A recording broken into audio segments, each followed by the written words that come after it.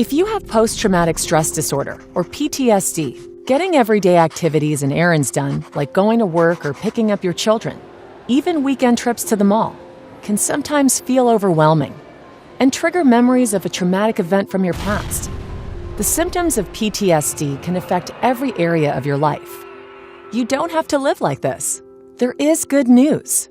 Talk to your provider about what you're experiencing, because there are treatment options that can help. Evidence-based studies show that talk therapies work best, and there are also effective medications that might be right for you. Medication may be a good choice if you don't want to try talk therapy now, or if you can't fit weekly therapy appointments into your life. And some people find that taking certain medication for PTSD while they are in therapy makes the process easier.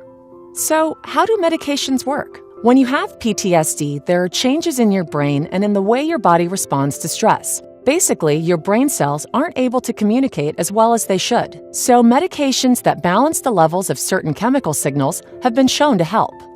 There are a number of medications that research has shown to work best for PTSD. You may have heard of antidepressants. Many people don't realize that they're not just for depression.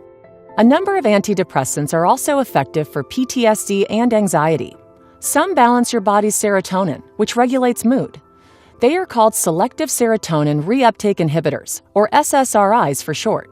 The best tested and proven SSRIs for PTSD are sertraline, more commonly known as Zoloft, paroxetine or Paxil, and fluoxetine or Prozac. Other antidepressants that work on both the brain's serotonin and norepinephrine systems are also effective. They are called SNRIs. Venlafaxine or Effexor works best for PTSD. All four of these medications can improve your PTSD symptoms, making them less bothersome so that you can navigate your life more successfully. Antidepressants for PTSD usually take some time to work, so don't give up, and be sure to stick to the plan prescribed by your provider. Typically, it will take about 4 to 6 weeks before you feel the full benefits of your medication. One word of caution: we also need to talk about medications that should not be taken for PTSD. Chief among these are a class of medications known as benzodiazepines. They include medications that you may have heard about, such as alprazolam or Xanax, diazepam or Valium, clonazepam or Klonopin, and lorazepam or Ativan. Although sometimes they might be prescribed in a crisis situation for sleep or extreme anxiety, they should not be taken for more than 3 to 5 days in a row. That's because long-term, everyday use can cause problems such as addiction, memory problems, driving accidents, falls, or even a worsening of your PTSD symptoms.